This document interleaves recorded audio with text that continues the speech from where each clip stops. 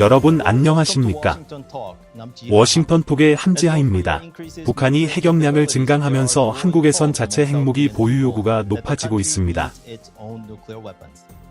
관련 내용을 다루어 보겠습니다. 북한 핵 위협 강화 속에 또 고개 든 한국 핵무장론, 한국 국민 70% 핵무장 찬성.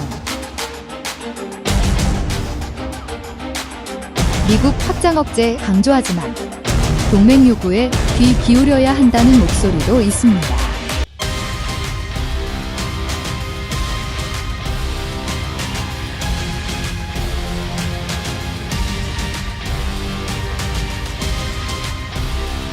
본 스튜디오에 과거 미국 무부 비확산 담당 부차관보를 역임하였고 현재 국제전략연구소 연구원으로 계신 마크 피츠패트릭과 과거 미 중앙정보국 CIA 한국 담당 부국장을 역임하셨고 현재 헤리티지 재단 선임연구원으로 계신 브루스 클링너 두 분이 나와 계십니다. 반갑습니다. 초대해 주셔서 고맙습니다. 미스터 마크 피츠패트릭. 최근 들어 한국의 자체 핵무장 관련 사안을 자주 듣습니다. 이 방안은 지난 수십 년간 워싱턴 조야에서 지지받지 못했는데요. 동맹을 훼손하고 한국이 심각한 대가를 치를 것이라고 지적받아 왔습니다. 절대 안 된다는 것이었습니다. 지난 수십 년 동안 말이죠. 그런데 최근엔 미국의 반응이 좀 달라진 것 같습니다. 절대 안 된다고 못 박는 게 아니라 한국을 안심시키는 데 중점을 두죠. 어떻게 보십니까? 지금 하신 말씀이 전적으로 맞습니다. 미국은 오랫동안 한국 핵무장은 절대 안 된다고 했죠. 미국 행정부는 모두 보편적인 비확산 정책을 가지고 있습니다. 어떤 동맹의 핵무기 획득도 반대하면서요. 타이완, 일본, 한국 등에서 그런 사례를 볼 수 있죠. 지금은 그런 태도가 조금 바뀐 게 맞습니다. 한국에서 굉장히 중요한 이슈가 됐기 때문입니다. 미국 정부는 이런 점을 고려한 반응을 보여야 했던 겁니다. 한국 정부에 크게 모욕을 주며 안 된다고 말하진 않을 것입니다. 소중한 동맹을 그렇게 다뤄선 안 되니까요. 조용히 처리하면서 한국 스스로 그것이 나쁜 생각이라는 것을 깨닫게 해야 합니다. 우리는 윤석열 대통령이 신속히 월스트리트저널 신문에 한국이 핵확산 금지 조약을 절대적으로 준수할 것이고 미국의 확장 억제를 가치 있게 받아들인다고 말한 것을 봤습니다. 몇몇 예외는 있겠지만 한국의 핵무기 보유를 좋은 방안으로 여기는 미 정부 관리나 안보 전문가는 거의 없을 것입니다. 한국이 핵무기를 갖는 것이 전혀 좋은 방안이라고 생각하지 않습니다. 있다고 해도 아주 미미한 이익만을 주면서 큰 대가를 치러야 할 것입니다. 핵무기 배치에 따르는 대가입니다. 중국과 러시아가 한국을 표적으로 삼게 될 것입니다. 북한은 한국이 핵무기를 생산하기 전에 공격하는 게 좋을 것이라고 생각할 수 있고요. 한국의 핵무장은 미국의 모욕이 될 것입니다. 미국을 동맹으로 신뢰할 수 없다는 이야기니까요. 경제적으로도 큰 비용이 들 것입니다. 한국에서 가동 중인 25개 원자력 발전소에 어떤 나라도 연료를 공급하지 않을 테니까요. 한국의 국제적 위상도 바꿀 것입니다. 오늘날 한국은 좋은 나라로 통합니다. 많은 분야에서 주도적인 역할을 하고요. 그런 한국이 NPT에서 탈퇴하면 불량 국가까진 아니라도 국제사회에서 덜 환영받는 국가가 될 것입니다. 같은 질문을 여러 차례 했습니다만 미국의 안전보장에 대한 의구심이 점점 커지고 있습니다. 미국이 한국을 보호하려고 로스앤젤레스와 같은 도시를 과연 희생하겠느냐는 의문이죠.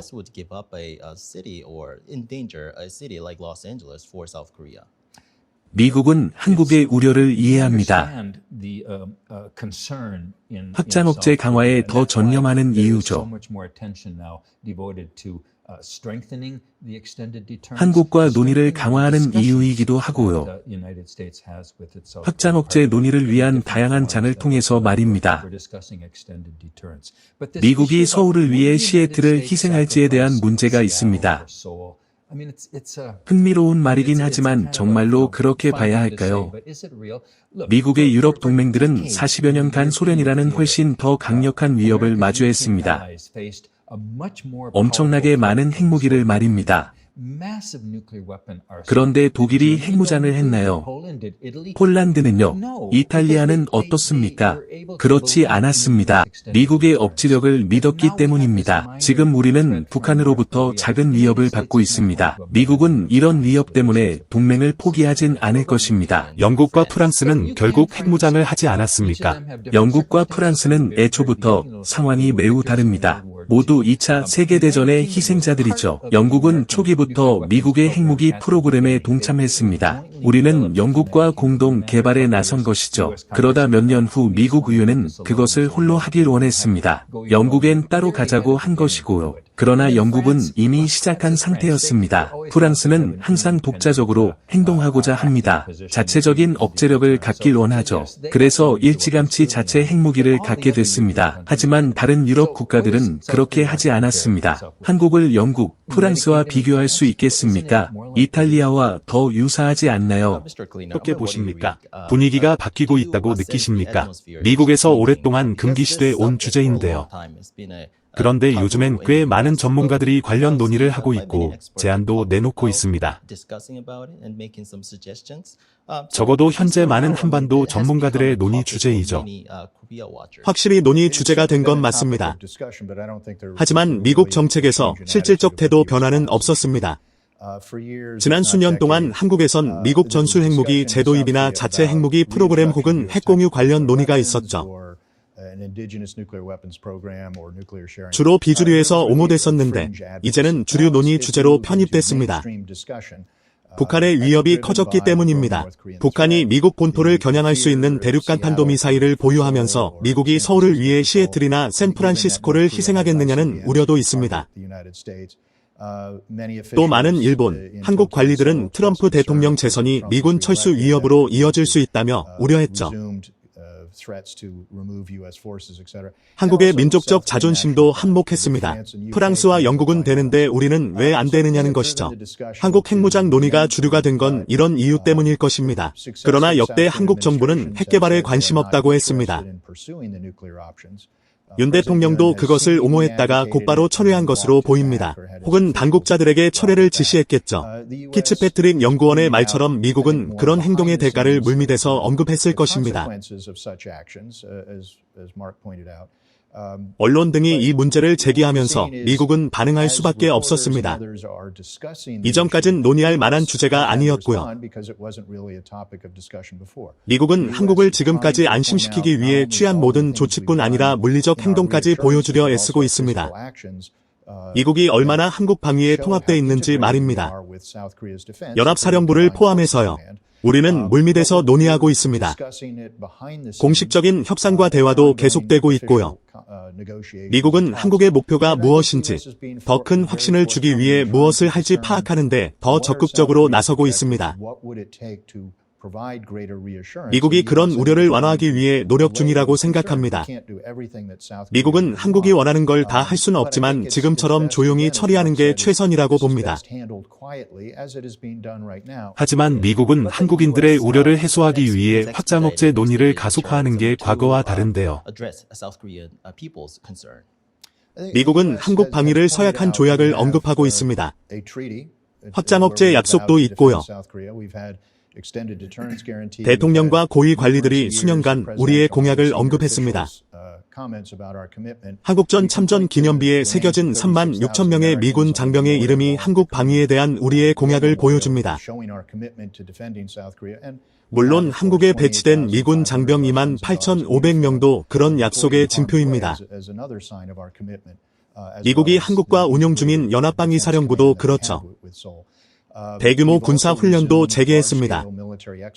2018년 취소된 미국 전략자산의 순환 배치도 재개됐고요. 미국과 한국군은 이런 움직임이 계속되고 올해 분명히 확대될 것이라고 약속했습니다. 미국은 말뿐 아니라 전략자산 재배치와 같은 가시적 의지를 통해 한국을 안심시키려 합니다.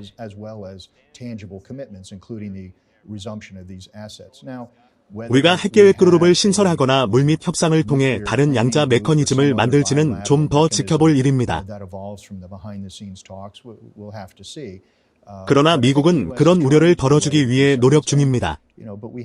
이에 최근 윤석열 대통령은 한국이 자체 핵무기나 미국 전술 핵무기의 한반도 재배치에 관심이 없다고 말했습니다.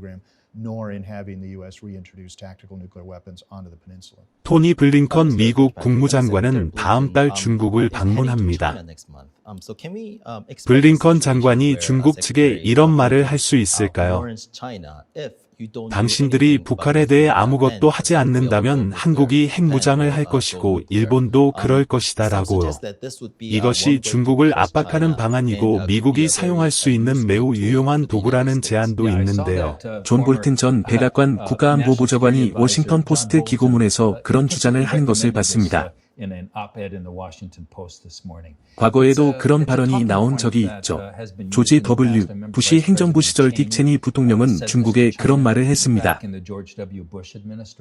저는 체니 전 부통령의 그런 발언이 어리석다고 봤습니다. 블링컨 장관은 그렇게 하지 않을 것입니다. 주변국들이 북한에 어떻게 대응하고 있는지 중국은 잘 알고 있습니다. 굳이 말해줄 필요가 없는 것이죠. 또 블링컨 장관이나 다른 미국 관리가 공개적으로 그런 말을 하는 건 일본과 한국의 핵무기 개발에 청신호를 주는 것과 같습니다. 마지막까지 그런 신호를 줘선 안 됩니다. 중국과의 협상 방식이 있습니다. 그런데 중국은 북한 핵무기 문제를 우선시하지 않습니다. 그게 문제라고 봅니다. 이에 관해 중국과 대화할 필요가 있습니다. 하지만 일본이나 한국의 핵카드는 전혀 도움되지 않을 것입니다. 본 영상은 워싱턴 톡의 한국 자체 핵무장론에 대한 미국 반응 부분만을 발췌하여 이해를 돕기 위해 음성을 더빙한 영상입니다.